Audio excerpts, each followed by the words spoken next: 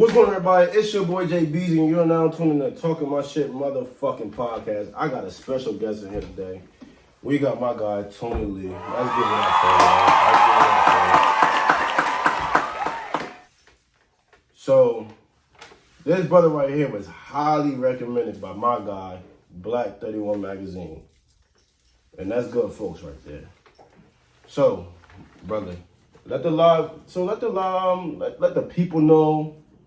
Let the people know about you and what you do and, you know, shit you've been through. Okay, my name is Tony Lee. My name is Levi. From Philadelphia. I lived in Philly most of my life. I've been through it all, I feel like. And right now, I'm working on doing a lot of different things at once. So many things. So many things. So I'm focusing in now, and the biggest thing I want to do is pass to the youth with the mentorship program. That's the biggest thing I want to do in 2024, starting off. I like that. Not too many people is doing that. Not too many people care about the youth, which is fucked up, and it is crazy because I look at it as more people should care about the youth, because even if people don't got kids, they got nieces and nephews. Mm-hmm. So y'all should be worried about the youth. You feel me? Because everybody was a child once. Yeah, everybody was a child once. Mm-hmm. When I was coming up, shit was different. It wasn't like it's not like how it is today. Like today, you know, these young boys can get their hands on so many different things.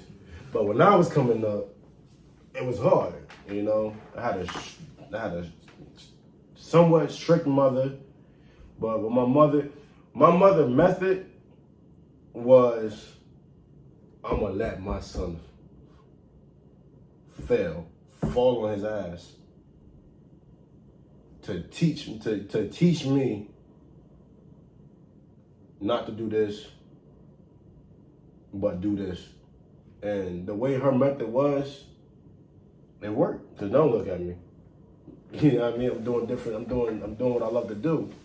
So sometimes you gotta let your kids fall, and you just can't come to their rescue so quick. I know that might sound fucked up. I know that might sound harsh, but you can't call you collect. If you can't call you collect, pick up the phone, talk to them. Yeah, I love you. I'm gonna pray for you. But I gotta go now.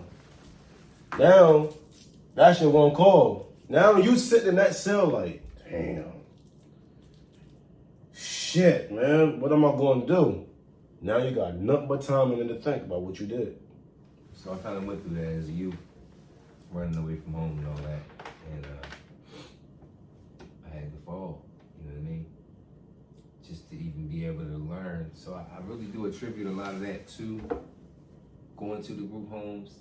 Me having my demeanor and who I am comes from me being in group homes.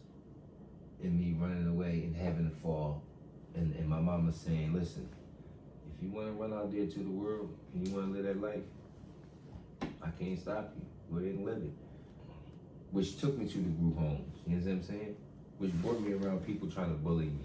Mm-hmm. You know what I'm saying? So then I had to think about the concept of that. Like, if she would have just rescued me out of that, sent me to my grandmom's or somewhere else, first of all, I would have never connected to a lot of friends that I still have in life right now. Second of all, I wouldn't have went through the tribulations that I went through coming to a group home. As a Christian, I only knew how to be Christian. I didn't know how to be nothing else. I get to the group home, they all Muslim. You understand what I'm saying? Oh, you eat kufar, oh, you eating Starburst, Skittles, you eating pork, and dickhead. You know what I mean? So then it was like, now I'm automatically falling into a train of just people trying to bully me. Because I'm different, because they see my light. They see how intelligent I talk, so now I talk like a white boy because I know I speak proper English. You know what I'm saying? Yeah. And I understand that. I sat around and I had to watch people bully other people. First first I seen bullying before it became me that was attempted to bully. You know what I'm saying? In the same way that they did other people, I started noticing the more you sat around and watch people bully people, it just goes towards you. Then they start trying to bully you. You know what I'm saying? Yeah. And I remember being in group homes and feeling bullied and feeling like, damn, I don't want to fight this bull because they might send me out further next time. They already sent me from here to there because I had to fight last time. Now I'm about to get sent out again. You know what I'm saying? Now they're talking about Horsham and Bethlehem and places I know can't catch the 7 bus. I'm like, I can't go out there. So that's when that's totally understandable. I had to make the decision to stand up to the bullies. You know what I'm saying? And turn the bullies into the bitches. And how somebody bully everybody in the group home. And then when I stand up to them and say, listen, you're not going to bully me because I got to live here. And I'm not scared of you. Yeah. Because what can you do to me that I can't do to you? No, that's real shit. What's the worst that you're going to do to me anyway? That I ain't going to do to you. Yeah, so then it turned into, so when I stood up to the bully and people seen it, it was a chain reaction. You know what I'm saying? Now everybody stood up to the bully. Now the bully became the bitch. That's right crazy. In my face. Damn, that's crazy. That's deep. That is deep. Story. That is deep. That's real. I can't make this up. But the point I'm making is a lot of my upbringing and demeanor came from going into group homes, being in the streets, learning people, being around this many different people, personalities, learning how people are, how they're going to move, what they're going to do next. You know what I'm saying? And it prepared me for being a man because I really feel like if I didn't go through that then, I couldn't have possibly been ready for the things that were after that. Yeah, that's some real shit, and that goes by what I said is you gotta let these kids fall flat on their ass, man. Because nowadays these kids is quick to call grandmom and grandpop and all. Listen, God rest my grandmother's soul. My grandmother was strict on me. Very, very strict. She was on my ass. But she also let me fall on my ass. And that's what they always tell you. Oh, well, you're going to have to learn the hard way. And I learned the hard way of what I was doing. And by them doing that to me, like you said, made me a better man, made me a better person for who I am today. Because and that's very good because it really takes me right into my objective. My objective to the youth is, well, basically my biggest thing is I don't want a lot of the youth that I know that I'm connected to and I have an influence over to end up making a lot of the same mistakes that I made when it's not the same world, first of all. Like, you're not living 1998, 1997. It's not the same world. There's plenty of opportunities. There's plenty of ways for you to make money and not have to resort to things that I might have resorted to in the past, but it's a different world now. Then on top of that, just life mistakes that I know doesn't have to be made if you have direction, if you have someone that cares enough about you to give you enough energy to put you in the right direction, show you how to do certain things the right way. It'll change the way the children move if we gave up the effort together. But it can't be this a scattered effort. It has to be collective together as a unit, and we can change. We can change how the youth move. We can change how they think. We can change how they're going to be later on in life. Damn, brother, that's some deep shit, man. That's really some deep shit, and people really need to hear this shit. You know what I mean? People really need to hear. Really need to hear this shit, and you know your journey of what you were doing back then and how you are now. And like you were saying, that it was back then was a different time. Like me growing up and me being born in the 90s. The 90s was different. Okay. You know, childhood was different because it was like, it wasn't as much as killing and shooting and it wasn't none of that shit. It wasn't none of that shit when I was coming up. It was a little calm. For me, in the 90s, coming up, I came up Southwest Philadelphia. You know what I'm saying? So, me coming up at an early age, I seen shooting. My dad was on drugs. He was on crack. Rest in peace. You know what I mean? My dad was on drugs since an early age of mine. So basically, I went to the group homes. I was in the group homes for a couple years, and he came in the group homes, went to the sessions twice a week, and got me out of there and got custody of me. You know what I mean? Made his house presentable enough for me to get out of the system and have, you know what I mean, a life, not in an institution with all boys. So he got me out of there, but you know, he had alcoholism and he was a drug addict, you know what I mean? And a lot of times he was getting the funding for me, it wasn't getting to me. You know what I mean? The food stamps every month, the clothing allowance, that wasn't never making it to me. You know what I mean? That was going to, you know what I mean? To work, man. So basically, I had to figure out a way to get what I needed at 15 years old and 16 years old. I didn't have no mother to call. I didn't have nobody that was going to pitch in and take care of me.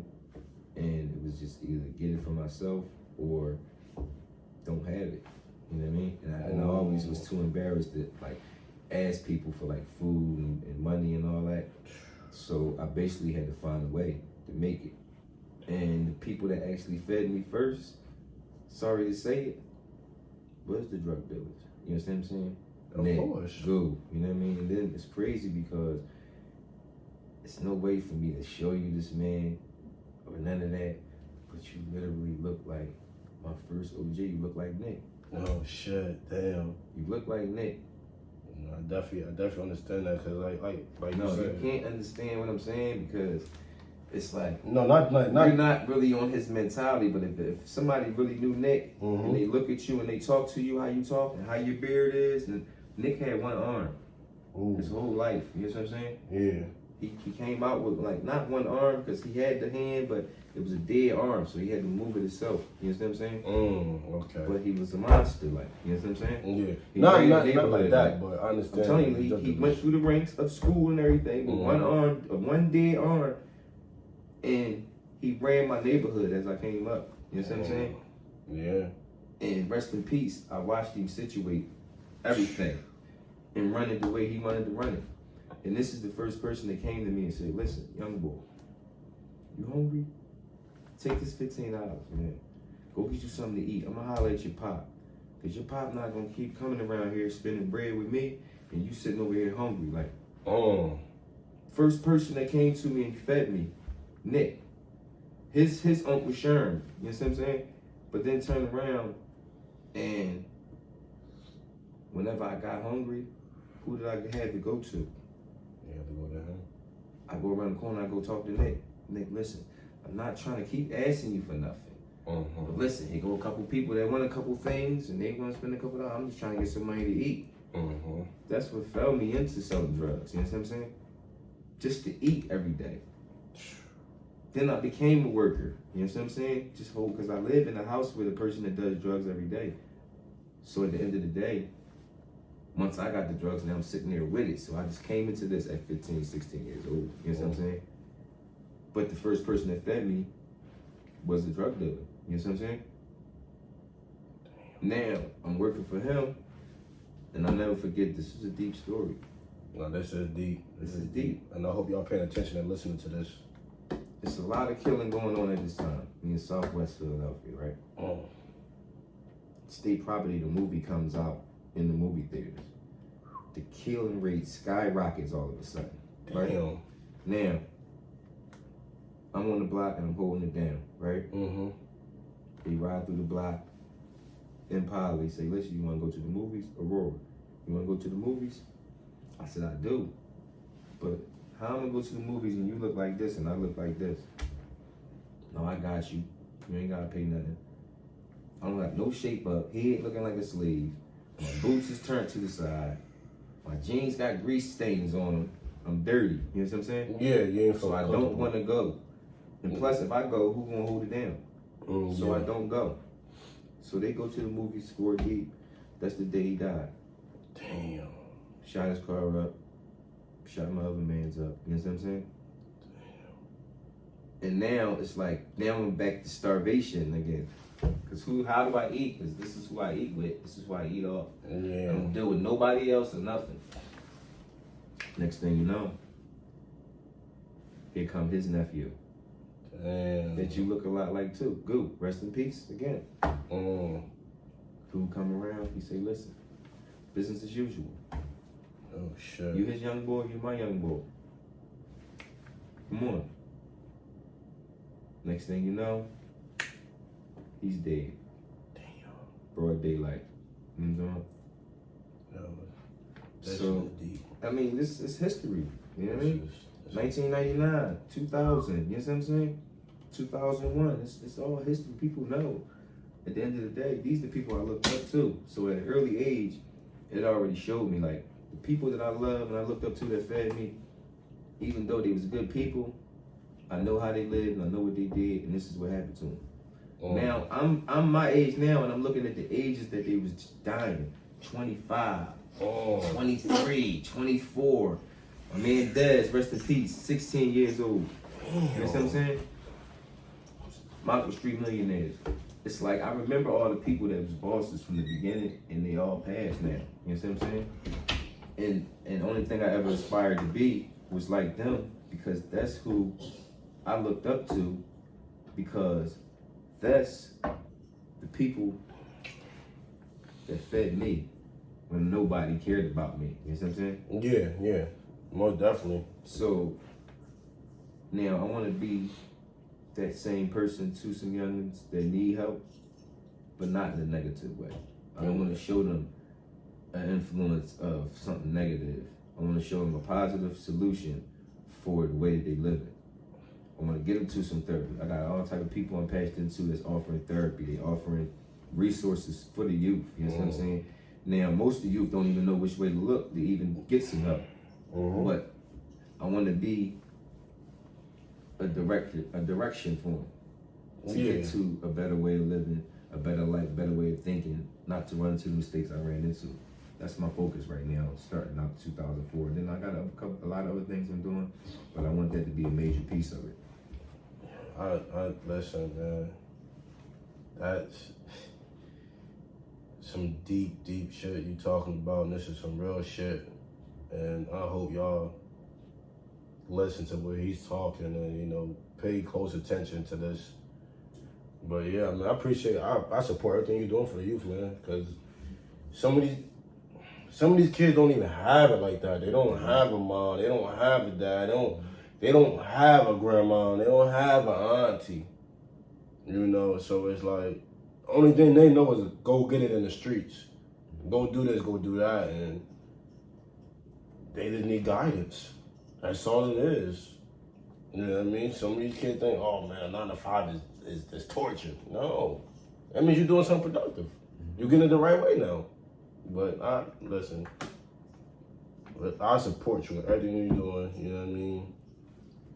I appreciate it. You need me to pop out anywhere, talk to the youth, I'll talk to them and everything, you know. I definitely do down here. I have that. Okay. I definitely experienced some things like that. Like, I've seen certain things like that, and it's like I done have family members that was on drugs. You know what I mean? I still got family members that's on drugs and shit. You feel me? So it's like, this shit is real. But the thing I thought back to the state property movie. I remember being in that era. Like, I remember wanting to be the state prop chain gang. We was the state prop chain gang. We just was another realm in another realm. That's who we were. Everybody had a name out the movie. Everybody was thinking on this time, and then we take it and get down and lay down and all this crazy, like, so I know how strong influence is. That's the point that I'm making, that I was trying to make. Influence is strong. When you look up for somebody, you got respect for somebody, you know what I'm saying? And how far these youngers will carry it off the influence is past your understanding. You can't even comprehend how far they gonna carry this off of the influence that people putting out their mouth. But I'm watching it though, you know what I'm saying? And I've been watching it since state property, which was 2000. Since the movie came out, I watched everybody switch over and start acting a different kind of way. Then Get Rich or Die Trying came out, and I sat there and watched everybody sit there and switch over how they talk and how they act. So people move off of the influence. And I don't want to be a negative influence. I want to be a positive influence that's going to be a world that I want my kids to live in later on, not something that's just going to make me some money for right now. Yeah. No, I hear that. And then that's what I'm trying to do. That's my fast. Not trying to do, but that's what I'm doing with the podcast and the media and all this other shit. And it's like, I'm 29. I got no kids. You feel me? Do I want kids later on down the line? Yeah, I do. But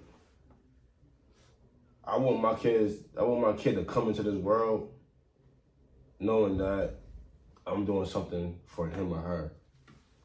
So it's like anything that they want to do, I'm with it 100%. I'm gonna support y'all.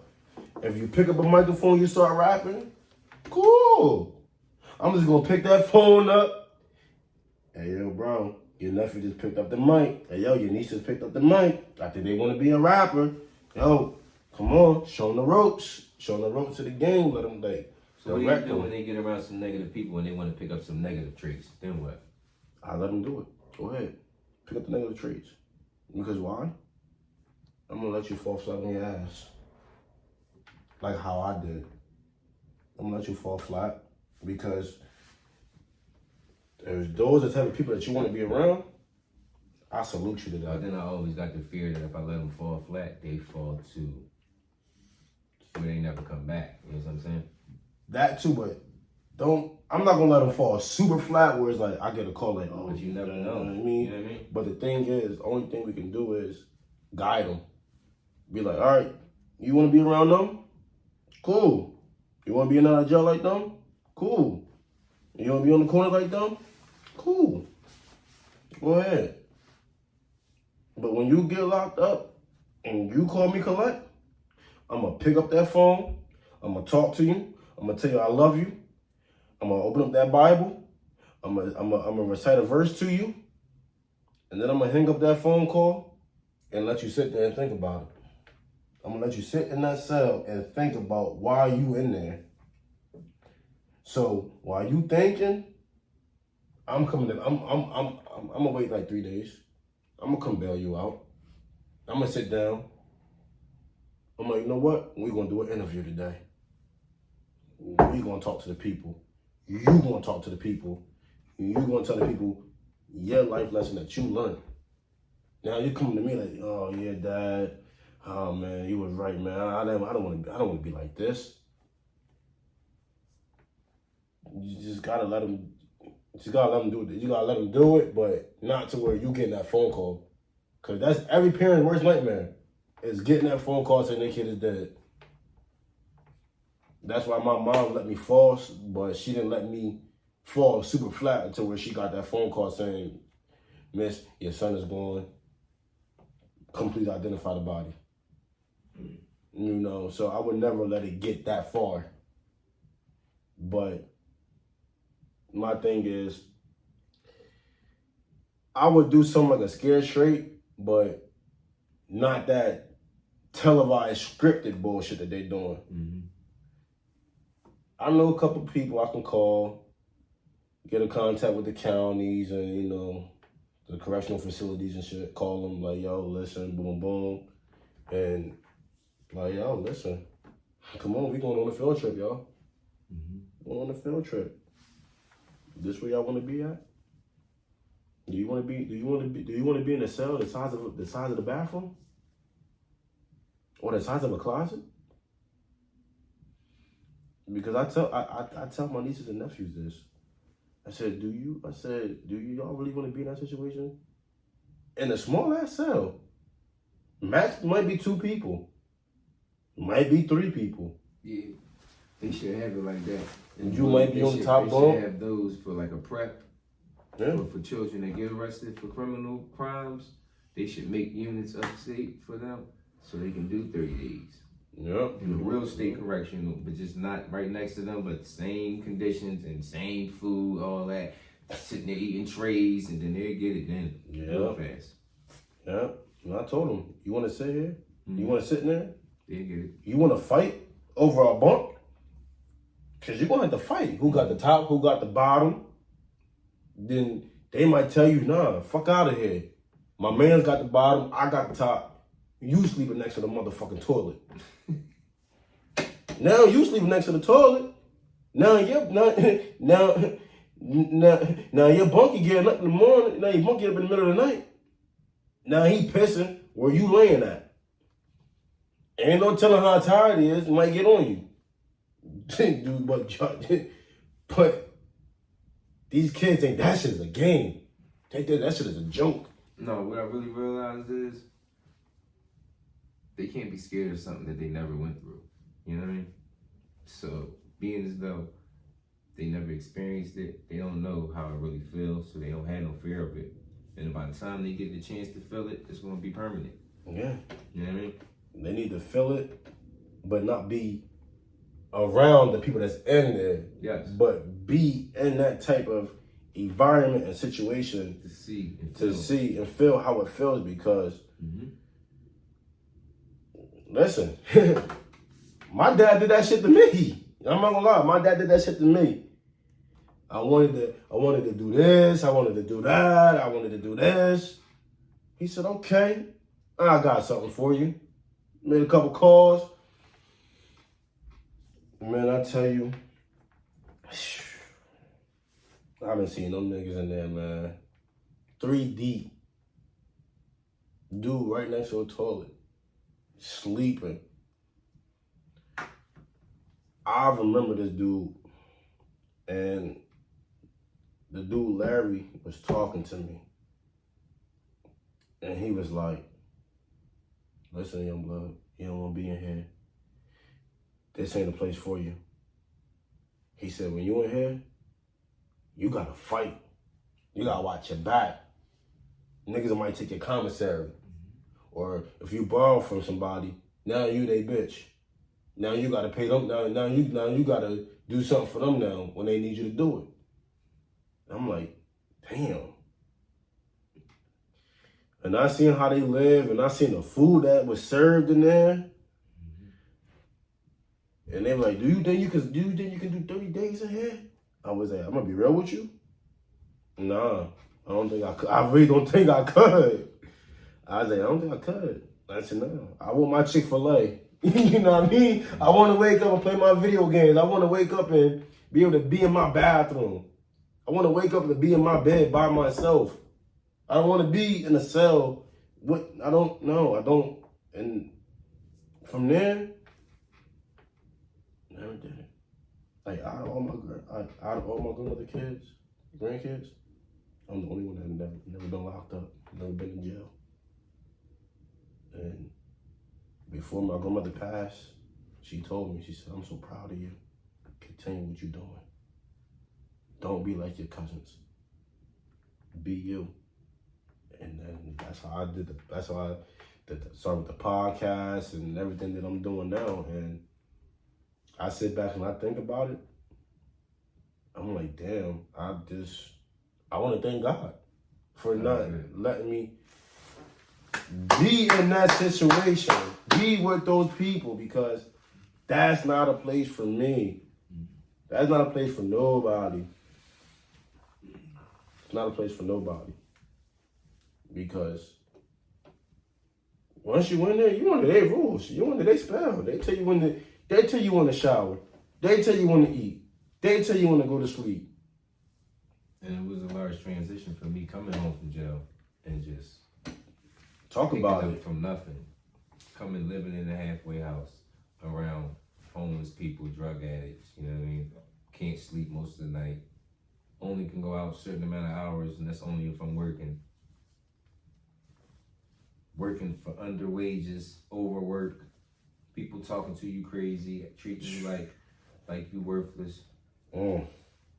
And that was jobs that was basically available for me at that time, and that was the only way I can get out of the halfway house. Plus my physical disability, so I'm still trying to maintain the job and physically can't, but it's the only way I can get out of the halfway house. Yeah. And have any money to support myself. You know what I'm saying? And then, people being there for me, but just as much as they felt like they wanted to. You know what I mean? At that time, and I had to figure out a way. But my power and my strength came from God, like you saying. Yeah. Not nothing else. And now I see He's sending the people in my life that's still pushing me to the next level of where I want to be, regardless of who wasn't here that I felt like should have been here, or people I felt like were originally supposed to be here. He's putting people in place in my life right now to take me to the next level in every direction, and it's so unexpected. So now I just go with the flow of things as He sends me. You know what I mean? Yeah. But I'm glad to see that you are a spiritual brother, and that's why we had the connection that we had, because you love God. Yeah. The way I love God. Trust me, man. Woo, like I said, it go back to my grandmother. My grandmother was a strong church woman. Every Sunday, come on, get up, we going to church. I'm like, Grandma, do I gotta go to church? She like, you don't get your ass up, she said, I'm gonna fuck you up, and I'm gonna get you dressed myself, and I'm gonna drag you in that car, and you going to church. I'm like, damn, I had no choice but to go to church. Because if I didn't go to church, I couldn't go outside and play with my fucking friends. So I'm like, damn. And I'm like, come on, do I really gotta go to church? I'm like, come on, football about to come on Sunday. I wanna watch football. And then, you know, my after football go off, you know, my Lakers gonna be on TV, you know what I mean? I wanna see Kobe and all them play. And It's a dedication, though. But and it's worth it.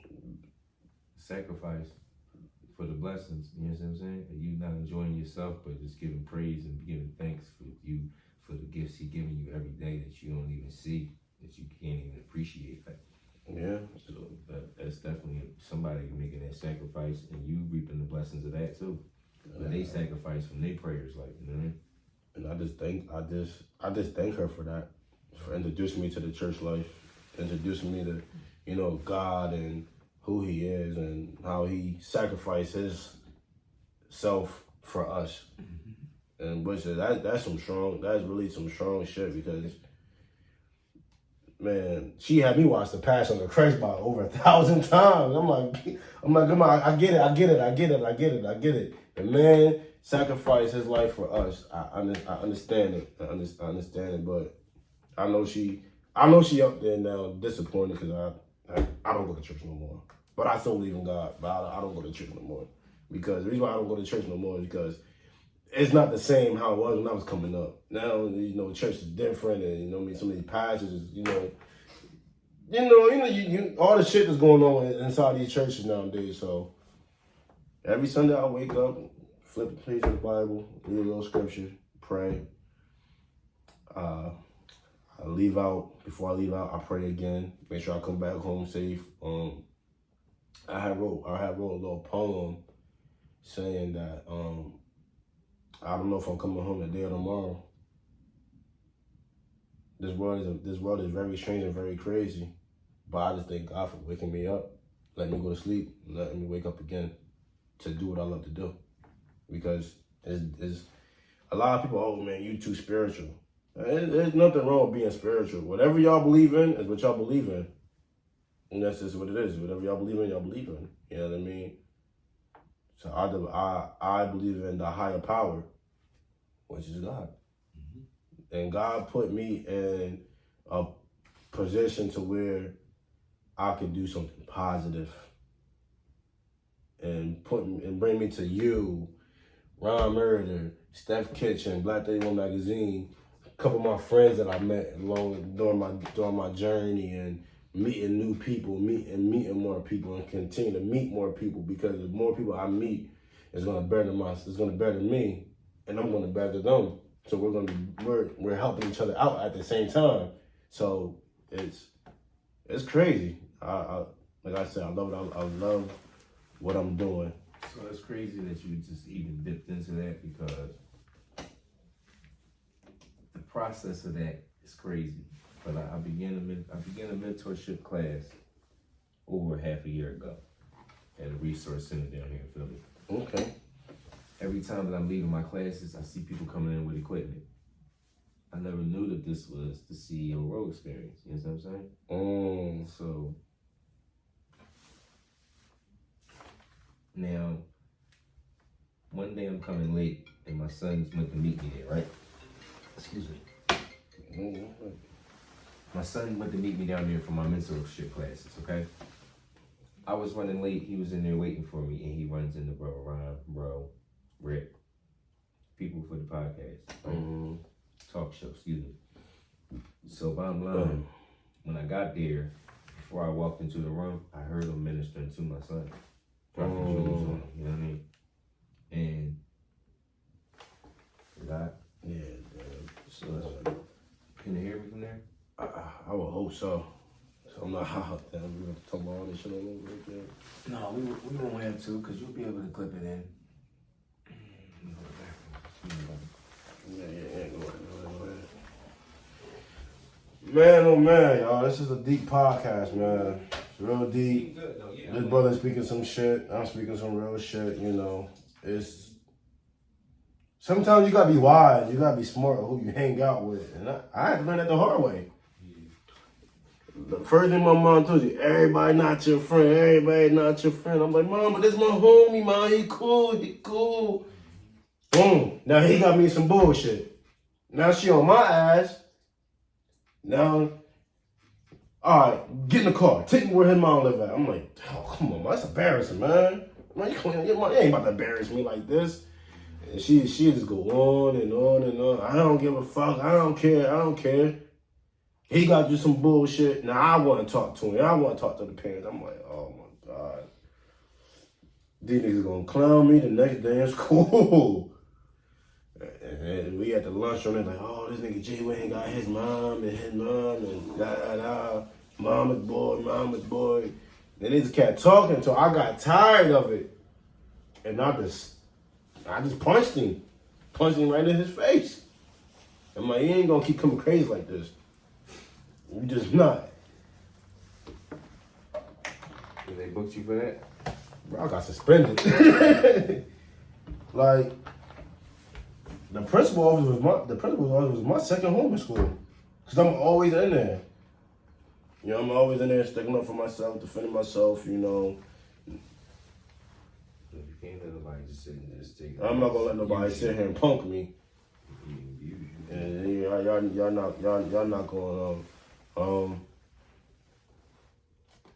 not going y'all not gonna do that shit to me. Yeah, I always try to keep. I don't want my kids getting bullied by nobody and all that.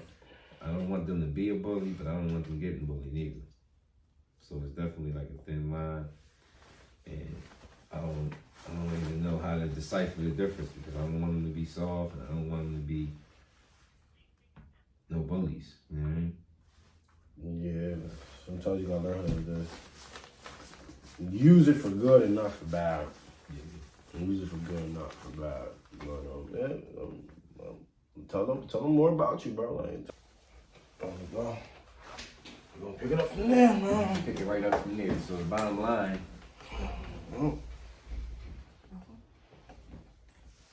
This journey has been a process. Like it's a process to this journey, and like you said, the beginning of the process came from the faith of God. Believing in God. When I knew that I was helpless in the situation, there was nothing else I could do. And having that faith to say, you know what? I can't even help myself. I can't go to nobody else for help. Only help I'm going to get is from the maker, the one that put me here. And I was confused about a lot of that, you know what I mean?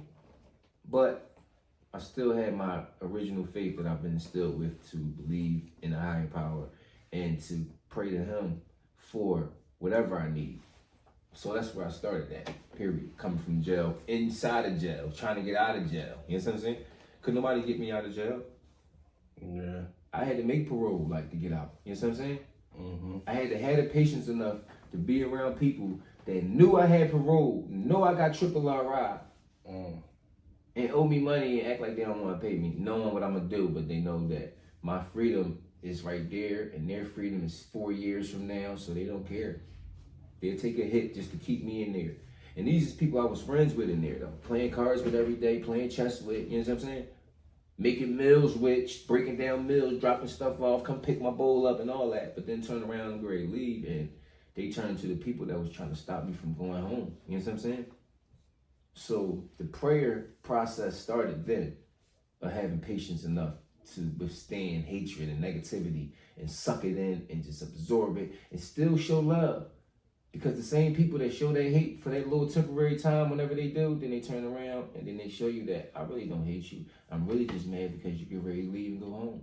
Yeah. And we really got you helping my days go past faster. You being here, talking to me every morning, busting it up with me, going outside, exercising with me. Now you get ready to leave. I'm gonna have to do that alone. I'm not with it. Now you're not my friend no more. And I had to deal with friends turning on me on my way home. So I had to pray for the power not to respond to that. You understand me? And it took a lot of patience and time for me to get that kind of willpower to not. So that's the beginning of the process. Now, inside of prayer, going to church, I ended up joining another church closer to my neighborhood.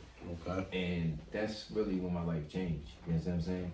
Mm-hmm. Once I became a member of Changing Lives for Christ. You know what I'm saying? Pastor OJ, meeting him.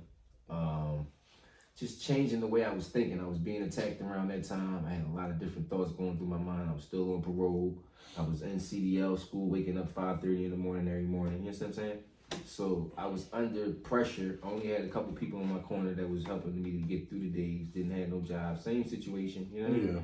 Yeah. And I still found a way with the resources that I had to get through without going backwards and using negativity, selling drugs and all that. You understand what I'm saying? Yeah, I understand. So that was a lot of stuff I had to go through. Now in the mix of that, I started going to this church here and I started taking up some classes for mentorship because I was trying to utilize that to help the youth and to strengthen myself, to show myself that I don't have to go backwards. And I can attribute a lot of that towards brothers like Gillian Wallow and Brother Mike and Brother Stan down here at the Resource Center. You know what I'm saying? People that I've seen in action every day, every week. They doing something, trying to reach out to the youth, trying to help people to think better or move better. You know what I'm saying? And that inspired me to say, you know what? If I can help the little couple people around me, then I want to do that too. You know what I'm saying? So that kept me positive.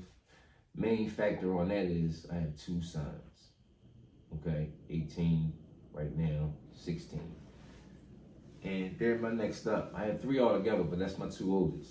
So just me knowing that they get ready to be grown men, it got me moving way differently than I ever moved before. Because I don't want to be that influence that's going to put them in the jail cell for the rest of their life or in the graveyard. You know what I'm saying? And I'm seeing like a lot of people that I love, that I got respect for, rappers that I've been sitting here and watched since I've been a kid. You know what I'm saying? That had influences on me. Now, when we talking about this music thing, with this influence thing, these rappers that I'm speaking of, they had an influence on me coming up. But the influence on me wasn't always positive. But I can't call it negative because, honestly, I feel like if they didn't school me to certain things inside of their rhymes at the times when they did, I wouldn't even be here right now.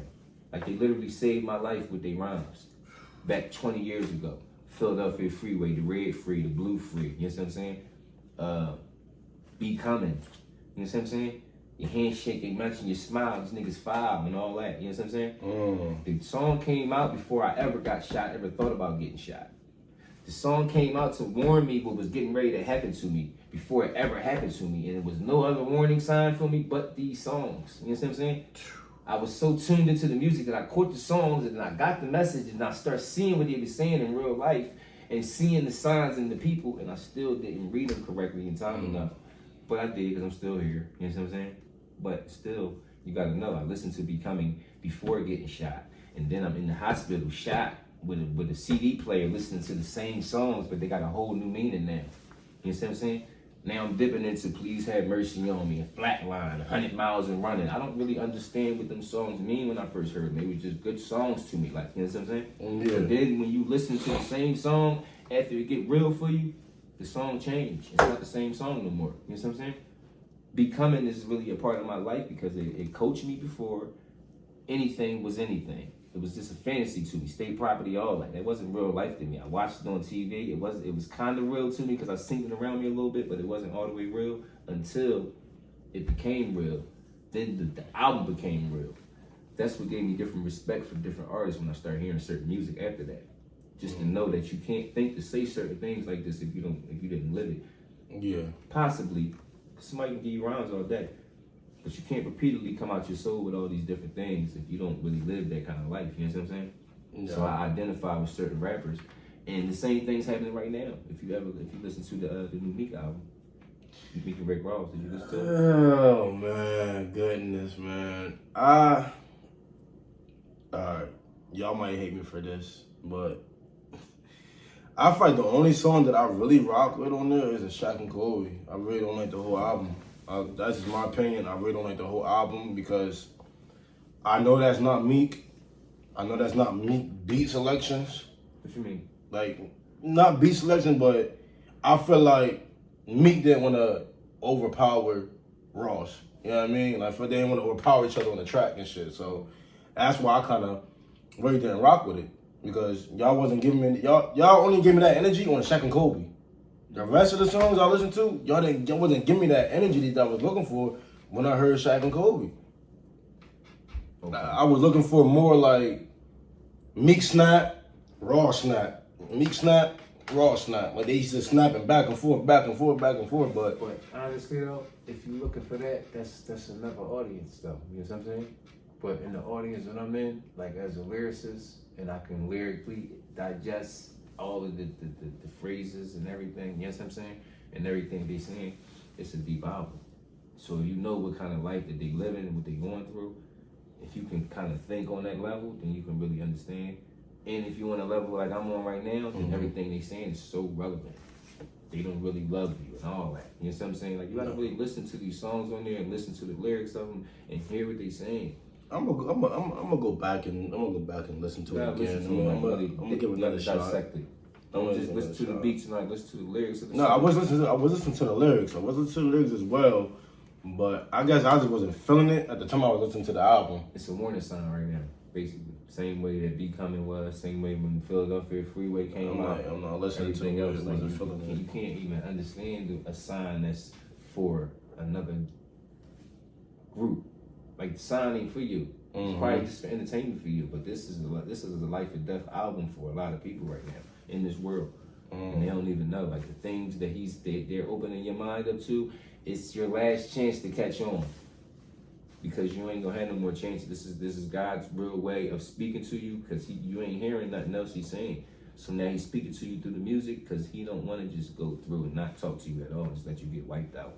Yeah, which it could have happened to me too. A lot of times, more than what I think I even know. You know what I'm saying? But God is good. So you slipped me off the subject of basically going to. It's a process that I went to the mentorship program first. Okay. Then, as I went to the mentorship program, then I brought in Brother Rowe with the CEO Rowe experience. Okay. With Brother Ryan and Brother Steph's Chef. Yes, man. Ryan Drinks, Ryan Mobile Fund, and Steph's Kitchen. What kind of drinks is like? What kind of drink? I be hearing about his drinks. Like, what kind of drinks is it? Like, listen, it's so many different kinds of drinks. I can't even give you no menu. They got over 300 drinks. I'm just saying, like, is it infused with liquor? Yes, different color liquors, different kind of liquors, but it's a mixture of liquors with juices and natural fruit all together, and he freezes it. You know what I mean? So it's a good recipe. And I've never had a bad drink from. I don't like the lemon, so I didn't like the lemon one. I ain't gonna lie. Oh, okay. I keep hearing about that. I'm like, listen, they make so many flavors. Gotta try some. My favorite is the Philly Brother Sun 215 drink. That's my favorite one. So that's the peaches, and it's orange, and it's good. Okay. Definitely wanted to hit him up, get some of that. Yeah. So bottom line, once I ran into these brothers, then they put me into a network of meeting different small business owners, black owners in Philadelphia, and it just opened my eyes up to another spectrum of life, basically. You know what I'm saying? I started seeing the work that people put in so that they didn't have to sit here and be employed by a job, by an employer. Yeah. Till the end of the day, no call, no show, no job. You get sick 3-4 days, you gone, no job. You know what I'm saying? Then you got to start back from scratch and build your way into another company and all that. I respect all these people that I see every day getting up and figuring out this way off of their own business. You know what I'm saying? legally, without no drugs, without no conniving, stealing, thieving, none of that. You see what I'm saying?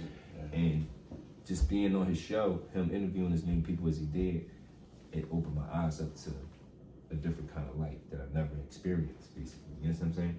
Because I was used to one train of thought. So, through that journey, I've linked into so many different business owners and entrepreneurs, legal entrepreneurs. You know what I'm saying? Yeah, And definitely. I've been networking, man. I've been getting offered jobs from all kind of different angles. Offer opportunities, and it just keeps growing. You know what I mean?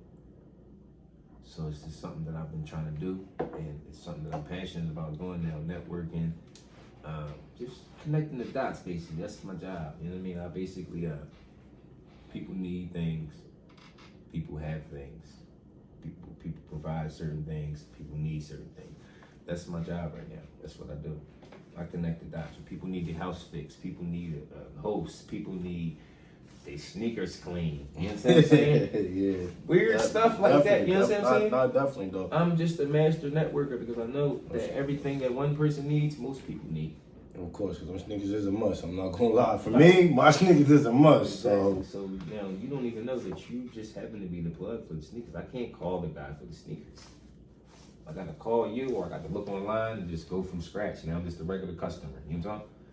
But if I go through you, I'm not a regular customer. Boy, they got an automatic discount. Now, the more I pile that business on, I say, listen, I need somebody that need 100 pair of sneakers clean. No. You understand what I'm saying? I get on that phone. I call them. Like, no, literally though. I need a person with 100 pair of sneakers, and they need all 100 clean, all white ones. And you want the white ones crispy again, and the strings and everything on every one. You know what I'm saying? But at the end of the day, now, if they go try to get that done, they're going to pay every bit of $900. You know what I'm saying? Online, but just because you know somebody that'll do it for you for so low, you can literally get the sneakers sent to you. Seriously though. No, really could though. Where the sneaks? Send them. You feel? Where you at? I pick them up. I got another 10 pair for you. How much? All right. You know they $90 a sneak, but I'm gonna do them for you for $70 a sneak. Just mean $20. Okay. You know, every pair of sneakers they got clean. You know what I'm saying? But that's the kind of way that I use my brain now. When people need events done, people need a DJ, people need apparel, clothing. You know what I mean? They want to get clothes made, or you know what I mean? They want an interview. They want to do a podcast. You know what I mean? Whatever I can network, I bridge the gap. And I also been blessed to see talent that normal people don't even get a chance to see because they're so busy overlooking and looking at everybody else. I get to see this talent because I'm moving slow enough where I can stop and look at these things, and I'm actually seeing things that other people don't even get a chance to see. Damn. That's really brilliance, though. You know what I mean? Oh, and I'm learning how to connect those dots and put those people with people that are being seen, so they can be seen more, and then people can see what I see. Yep. And that's another gift that he's giving me right now. You know what I mean? That's crazy that you got that gift. And that's a good gift to have. You feel me? Definitely. That's a good gift to have. What was the other question that you had? So, so your whole life journey, everything you've been through, you feel like you made a big impact of where you at right now? On the world, on people? On you? Yes, I made a big change in who I was, from who I was to who I am now. Definitely. That's good. I mean, continue to do it. I like what you're doing, and I salute and I rock with it, my boy. I really, really do. Because, like I said, not too many people taking their time out to talk to other people and do this and do that. Because, you know what I mean, at the end of the day, niggas want to see everybody fall or fold. Mm-hmm. I don't want to see nobody win. No, I've been supporting my people since forever, like since I've been a child. If I love somebody or I like them, I try to do whatever I can do for them. You know what I mean? But same energy just don't get reciprocated back. So after a while, it's like, why am I sitting here trying to help somebody to sustain their self or what they doing? and not even trying to look at my own mission and what I need to be doing. You know what I'm saying? So that's what it came down to at the end of the day. Okay. So, by you being you who you are now, right? Yes. What would you, if you can go back in time, what would you tell yourself back then? You gonna hit me in the head. Hit me in the head. They got me. Cut the tape. Cut the tape. First of all, damn, I don't even know what I can say, because anything that I can say would be kind of like regretting something inside of my journey, and I don't really want to do that at all, because I feel like everything that I went through was necessary for me to be where I am right now, be on the same wave and level that I'm on, reaching out to the people that I'm near right now. I feel like if things was different, everything changed. You know what I mean? Okay. So, only thing I really could tell myself younger is to build my relationship with God closer, younger. You understand what I'm saying? Like, talk to him every day about everything that I'm doing while I'm doing it. Ooh. Instead of just coming to him when it get hard or when I'm getting ran down on. I need to be talking to him while I'm making decisions, while I'm thinking about what I'm going to do. I need to just discuss everything with him, and then he starts directing traffic better and protect you better. Versus you just coming to him like, please God, they got me again, no, I'm not going to do that. No, it's too late now. Yeah. Because you could have been talking to me every single day. There's no interruption on the line with God. You just got a straight pass through. So why are you not talking to him then? Because you don't want to talk to him until you need him for something. Then you want to pop out and then have him on some genie shit. You're not with that. You know? So I had to realize that, and he had to let me go ahead and suffer for a while until I seen, all right, I know you're not no genie, and I'm going to work and do what you need me to do. Show me what you want me to do. And as I ask him to show me, he shows me every time. Who you want me to do? Where you want me to be at? Who you want me to be around? Who's not supposed to be around? You know what I'm saying? Or whatever the case is, he gave me signs and signals, like energy, everything. You know what I'm saying? So I would tell my younger self to stay grounded, closer to God, earlier, when the tribulations first started. Damn. I respect that. Now, cause I asked like most people that question, and you know everybody give me different answers. One person said, "Oh, I'll go back in time. I'll go teach myself the value of $1." And then I asked one person. One person said, "Man, if I go back in time, I'll save up all the money that I made off of trapping and shit, and clean it and do something positive with it." I'm like, all right, that's deep. But now with this whole like mentoring and you doing all these things for the youth, do you feel like you are, you know, getting through to them? To the ones that I'm connected to, I am. And I could be doing a lot more work. But I do have a recipe to getting through to them. You know what I'm saying? So, yes. And I feel like I have an effective method. The youth that I do deal with now, it's just scarce because they don't want to. They want to run around. They want to play the game.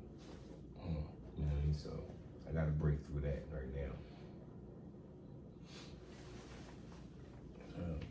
Okay. Now I just had to ask that question because like I know, like when you talk to some people, they go out one ear, come out the other, like they not listening and shit. But I feel like all the youth that I have spoke to so far, I definitely got through to. And even if they sitting in my face and they acting like they don't hear me, they gotta hear me, because the truth just rings through. You know what I'm saying? When you hear the truth, you might not want to acknowledge it at the time, but it's going to echo in your mind anyway. So, truth is going to ring through. They do say the truth do hurt. But that's a good thing though, honestly, because a lot of people tell me the truth and I sit back and I'll zone out, cut my phone off, turn my phone off, zone out, smoke, and just think like, damn, yo, bro, really right, yo. I gotta fix this. I gotta move different. So now that I'm moving different, I'm doing things better. Yes, sir. So that's real deep shit. So what other songs, you know, helped you through your journey?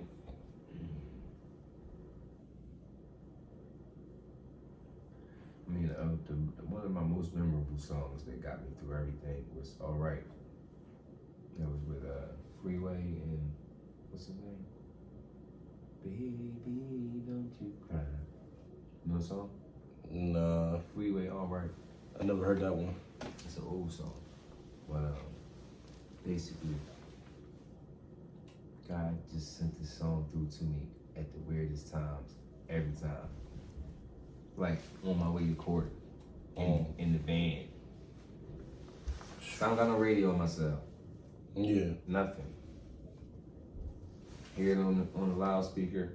Sometime when they want to put it on there, but I'm riding the court, strapped up like this. I hear Freeway.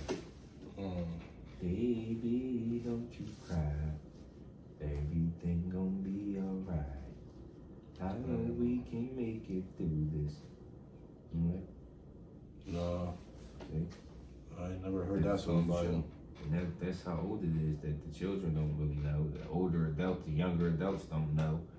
But it's a timeless song because it's basically it's letting you know that everything's gonna be alright. And in the times that God put the song, like, cause you know how you just hear a song and it take you back to a certain time? No, trust me.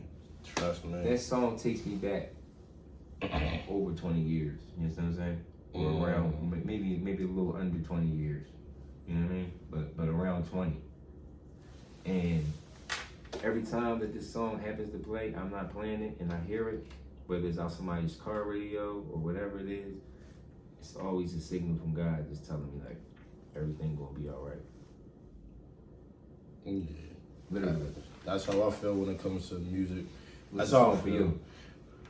Well, that's a couple songs, but the main two songs, honestly, was when J. Cole came out with Lights Please.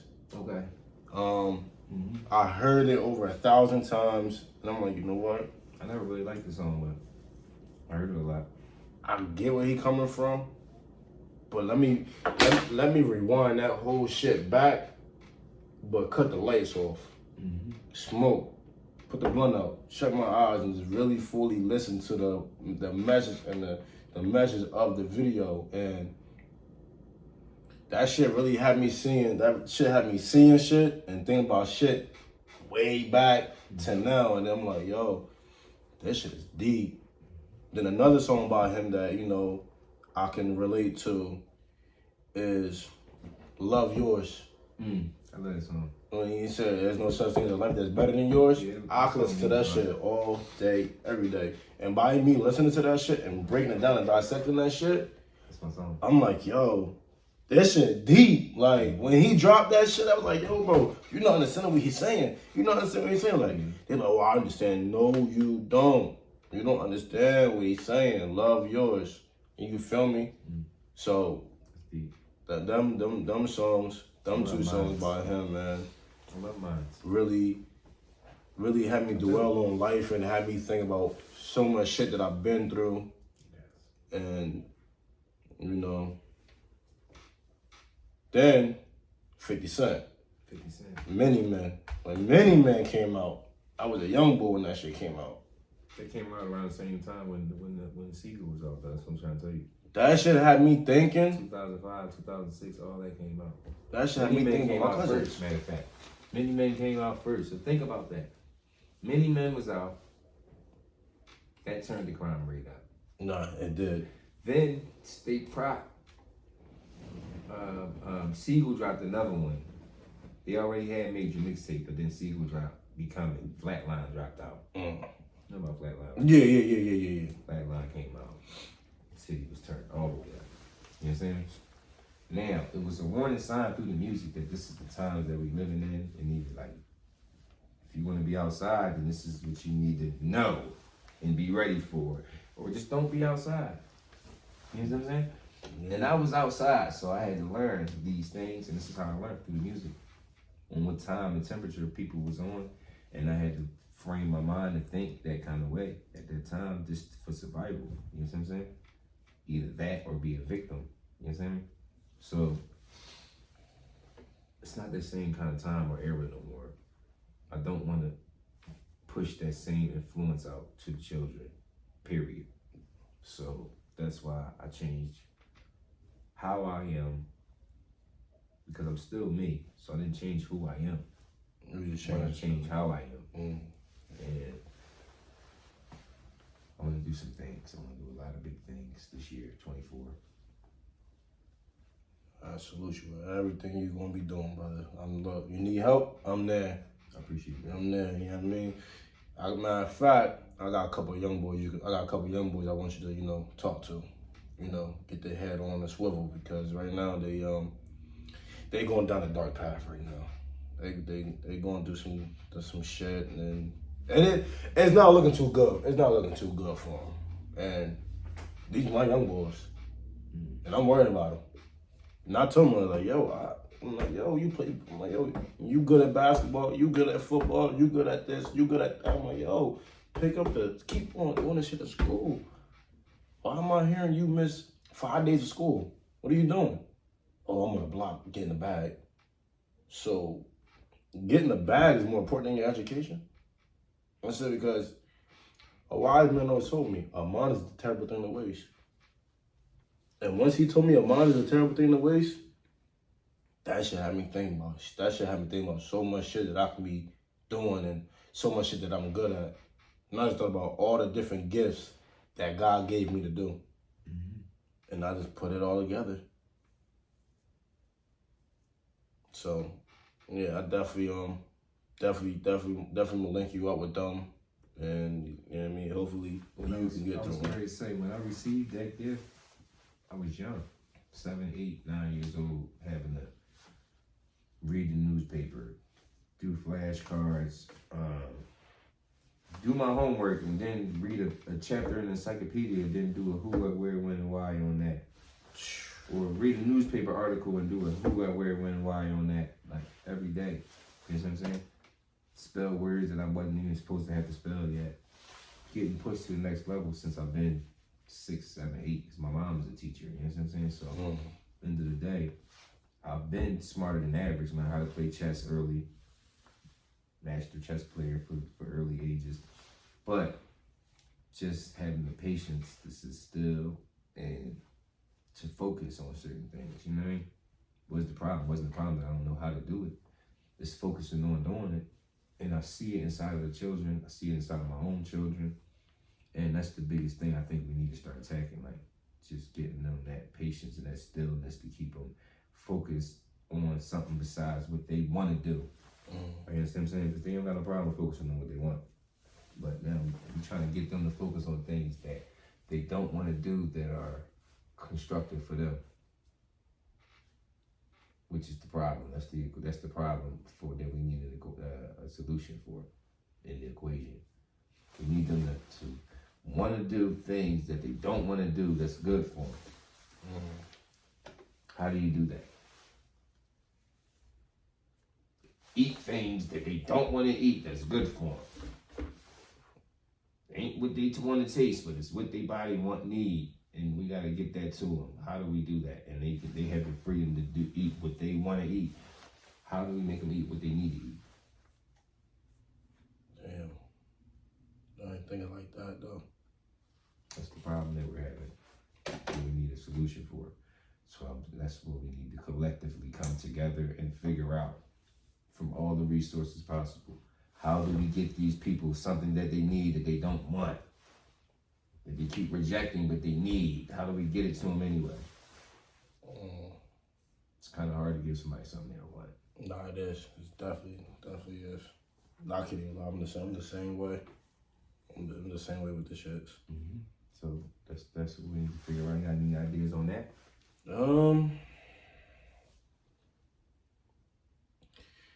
I got a couple ideas on that.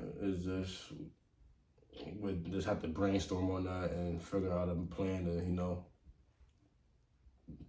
this, take care of the problem at hand. You know, my immediate plan right now is to get as many of the children cycling as possible. You understand me? Now, once we get them riding the bikes, then we start making routes, whereas though we go through the parks and a certain amount of times that we take rides, we stop in the mix of that. We do independent stretches, exercises, you know what I'm saying? Then as it gets warmer again, we'll start teaching them football practice and MMA, different boxing trainings, chess. I got the tennis, massage therapy, hairstyling, barbering. Yeah.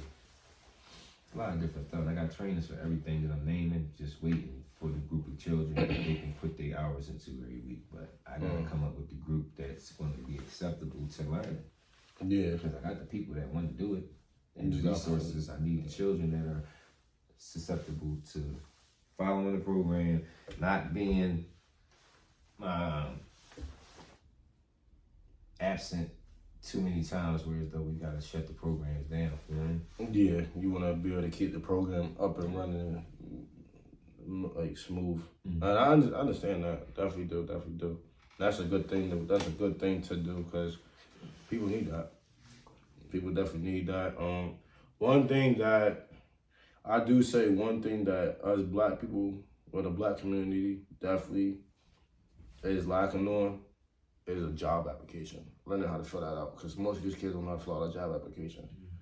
Most of these kids don't know how to fill out applications for an apartment, which is crazy as shit because I feel like they should be learning how to do that shit because driver's license. Driver's license, all that. Because once you get older and you branch off, you gotta learn how to do it. So that's when I was offering my services there also for the children, the people that need help with filling out applications for school, filling out applications for driver's license, and applications for work, teaching them how to do it. I can get on video and try to show them. I could give them instructions on places where they can go for resources, where they could get help on doing what they're trying to do.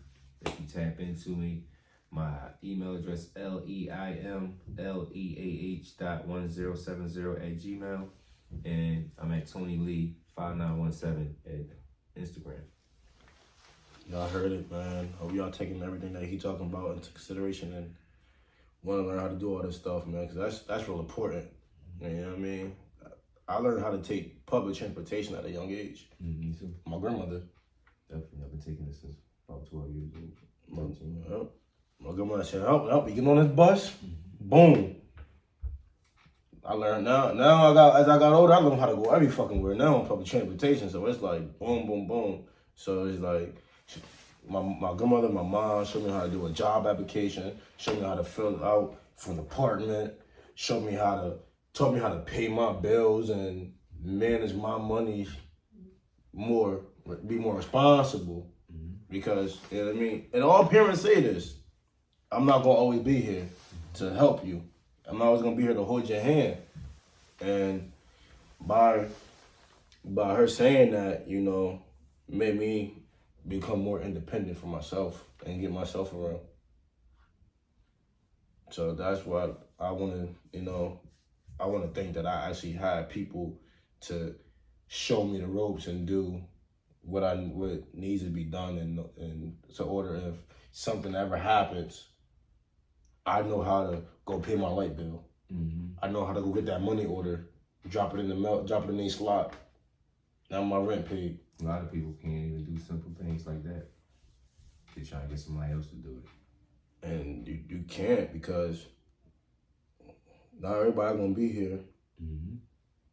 We here for a good time, not a long time. So, you know, some things is, like I said, you gotta learn how to do these things on your own. Gotta learn how to do these things on your own. Because if you don't know how to do things on your own, you're gonna fall flat. You're gonna be stuck and looking for help. And that's why I thank these brothers that surround me right now, because they've been teaching me so much stuff. Like, I've been learning so much stuff that it's unbelievable in this short amount of time. But it's from linking into the right people with the right education that knows things, and people that actually care enough about you to teach you things and let you sit around, absorb, and learn around them. Because most people that have a position, they don't want to let nobody else learn to possibly take their position. Yeah. But the people that I've been around, they've been pouring it on me. You know what I mean? Pouring it on me since I started in the road experience. You know? So I want to thank the people that have been helping me transform and get, and, to bring my dreams true, get closer to my dream. Damn, that's deep. So anything else you want to say to the people that they should know about you?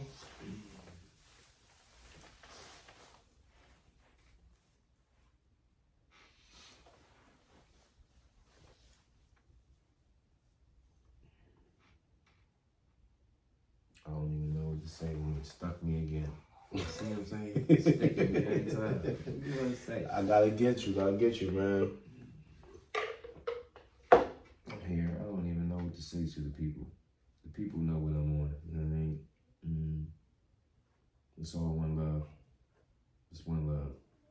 I'm trying to keep it that way. I'm here. If you need me, reach out to me. Let me know what it is. I do whatever I can do for the people that I love. That's what it is. Okay. So, do you exercise? Do you meditate? Yeah, I've been trying to do more exercise now. I've been in a lot of pain lately, but my taker's been exercising me a lot, so I'm doing a lot better, getting a lot more mobility than what I had.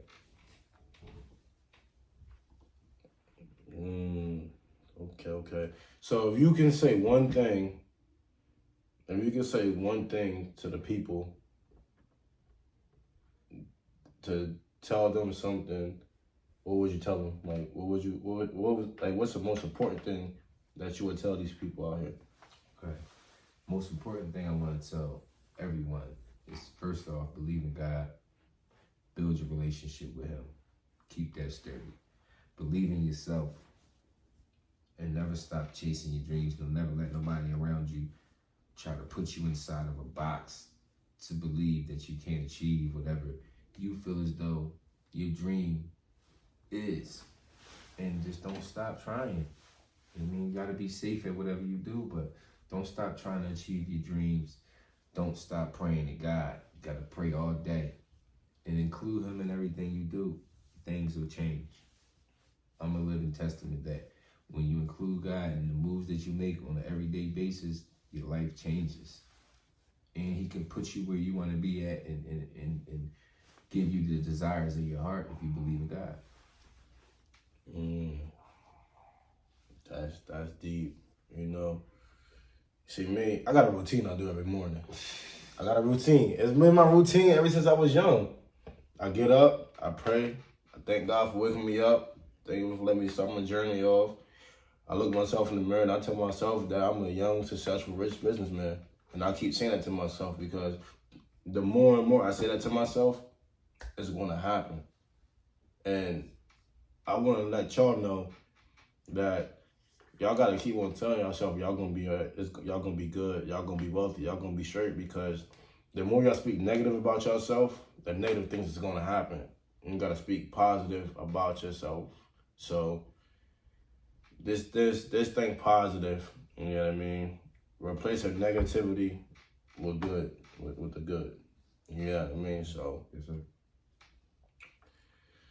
Bro, this is a deep interview, man. I really rock with it, man. You know what I mean? Really rock with this interview. I hope that y'all was really listening to everything that he was sitting here saying and everything that he was sitting here talking about, because he was telling his story, his life journey of the things he's been through and how he made a big impact in his life and he changed everything around. Y'all heard what he said. He didn't change who he was. He changed him. He changed the things that he was doing. He didn't change himself, but he changed the things that he was doing. And you know what I mean?